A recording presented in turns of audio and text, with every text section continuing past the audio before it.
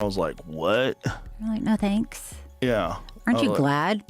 Yeah, but I would have never went anyway. It's like, it's not even a possibility that I would ever went. But especially after I Googled him. I was like, what the f are you talking about? This was like 2017. One of my guests was trying to get me to meet him.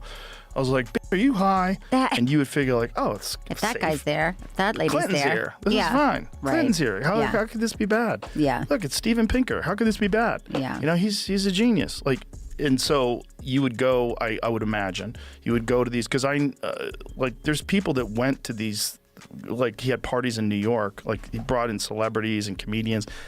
Didn't Louis Black get invited to one of those? I think he's talked about it. I know Chelsea Handler went to one of them. It's like he would bring all these people in, and he'd like to be around famous people and entertain. Insider just reported that Joe Rogan has been sitting on one of the most explosive stories regarding Jeffrey Epstein. Close sources confirmed a folder allegedly containing all the Epstein tapes, hundreds of footage hidden from the public eye in plain sight. And according to reports, a lot of celebrities, particularly Ellen DeGeneres, are panicking about this new development.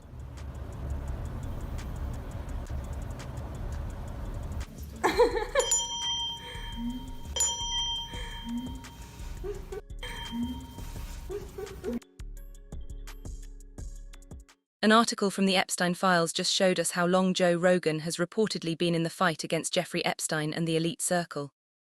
The Daily Beast reported that Joe Rogan criticized FBI Director Kash Patel and Deputy Director Dan Bongino for not delivering on their promises to reveal information about Jeffrey Epstein. Rogan expressed frustration that despite initial claims of having evidence, FBI leadership has failed to provide any bombshell revelations about Epstein's case. He stated, "That's why people are cynical. People are cynical because you had all this hope for change and then you realize, oh, the same people that are pulling the strings are still pulling the redacted. The rest of the document is redacted, covered with rows of old black blocks withholding critical information spilled by Joe Rogan." According to insiders, this has reportedly pushed Joe Rogan and his team into a deep dive investigative series. An all-out intense search for the truth, starting with exposing Hollywood and all the individuals tied to Jeffrey Epstein. And immediately the one name that stands out is P. Diddy. Time and time again, industry whistleblowers like Jaguar Wright, Orlando Brown, and Cat Williams have roped Diddy in with Jeffrey Epstein. In an interview with Piers Morgan, Jaguar Wright explicitly mentioned that Diddy, Harvey Weinstein, and Jeffrey Epstein were all in the same circle. And when you really start to look at the lives of these men, their thirst for power, the manipulation, the control, and the allegations stacked against them side by side, then it starts to paint a bigger picture. Weinstein, the one-time Hollywood mogul turned Me Too villain, is back in court for a retrial in his Manhattan case. Now, Weinstein was convicted in 2020, but that conviction was overturned last year by New York's highest court, the Court of Appeals, so he was back in court on Wednesday for opening statements. A jury of 7 women and 5 men. Day 13 of the criminal trial of Sean Combs. This morning, we had more testimony from Mia. Mia said on the stand that Mr. Combs first forcibly kissed her in 2009 at his 40th birthday party, and then in 2010, he her at his Los Angeles home. You are right. It all began with Clive Davis put Sean Combs in position. That's what Clive Davis does. The amount of abuse that Janis Joplin suffered when she wanted to leave Clive Davis management. The amount of abuse Whitney Houston suffered when she was ready to write her book. And then all of the abuse that she suffered. You know, Luther Vandross, it was nasty work, Clive. Swinging it at Jay-Z's knees. I'm swinging it at Clive Davis's knees, and I'm swinging it at anybody else's knees who has had anything to do with this tyranny, with this evil. Marriage failed. I opened up myself to the possibility of a person rather than a gender. I have never stopped being attracted to women. So we're now dealing with the subject of bisexuality. This subject is very misunderstood because the old adage is you're either gay, you're straight, or you're lying. It's just not true. Clive Davis, one of the main ones, Clive.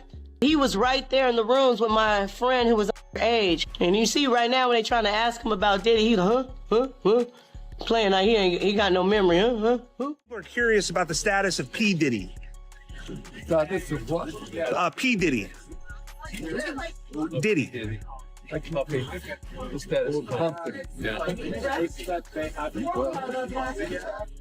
What do you make of that situation?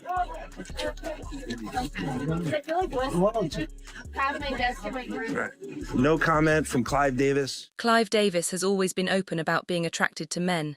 In his 2013 biography, The Soundtrack of My Life, he opened up about how his attraction towards men began after his second marriage ended in 1980. Fast forward to 1993, and Diddy had just been fired from Uptown Records when Clive Davis decided to partner with him and sponsor his career. But, according to what Jaguar Wright and other industry whistleblowers have reported, Clive Davis wasn't just sponsoring Diddy. He was allegedly conditioning him for something sinister. What happens when you tie this to claims that Clive Davis was well acquainted with Jeffrey Epstein?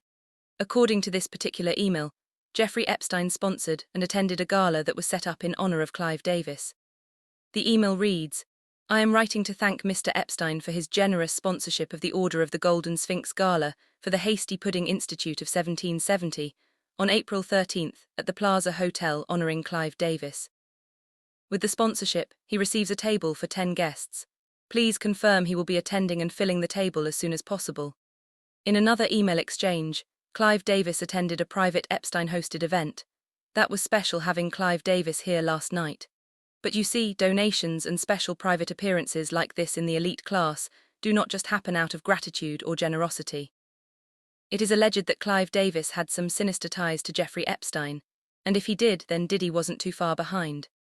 'Cause sure enough, when you keep digging deep through the files, Diddy's name comes up and not in the most subtle of ways. In this daunting set of articles, a reporter wrote, "Just when you thought the Epstein file binder fiasco couldn't get any worse, not only did the White House crawls reports on Diddy and Daisy with Jessica Reed crawls glamorizing evil. She has blood on her hands, outrage as she parties with Diddy. This points to the notion that all those Diddy White parties were not necessarily born from Diddy's own idea. They were allegedly a ritualistic performance passed down from the man who broke him in. And sitting at the very top of that lane as far as we know was none other than Jeffrey Epstein. According to sources, the one person who reportedly wanted to be in on these parties more desperately than anyone was allegedly Ellen DeGeneres. Tell me about your birthday party. Am I invited? Yes. Yes, you're definitely invited. I invite you to all my parties. You just haven't seemed to show up. No, well, is it on the East Coast? Yes. Well, that's why. Why don't you have one here on the West Coast? Because I work all the time. Okay, well, maybe I have one at your house. Where's that? Where's our buried deep in the Epstein files are claims that Ellen had a voracious appetite for pizza, which is why, according to sources, time and time again she brought it up with guests on her shows, and even while hosting the 2014 Oscar Awards.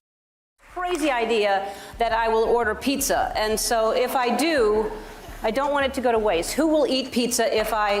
Jennifer, yes? Harrison? Julia wants cheese. Who's your favorite movie star? They're here. Well, who do you want to talk to? The Epstein files reveal Ellen DeGeneres as, and I'm quoting this directly from the Post's, Hollywood's most prolific cannibal, that she consumed human people are sharing distorted images of her face, writing paragraphs about underground dystopias, calling her a... When all these dots are connected and all the loops are tied off, then it becomes impossible not to see everything coming together.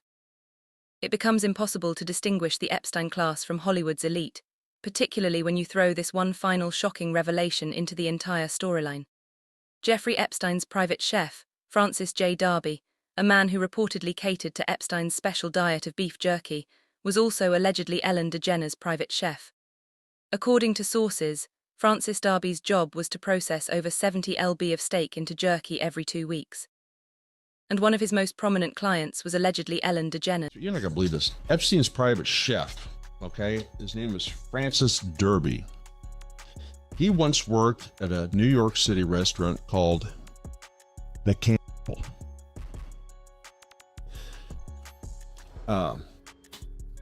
Documents detailed a 6-month culinary operation that involved processing over 70 pounds of steak into jerky in just a 2-week period.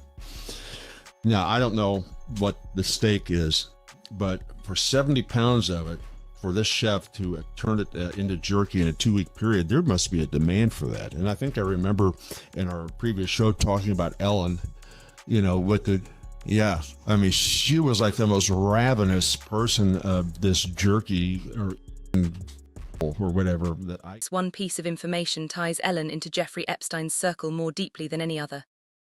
And this road might be a tough one to wriggle out of. Sources report that Ellen has fled TH.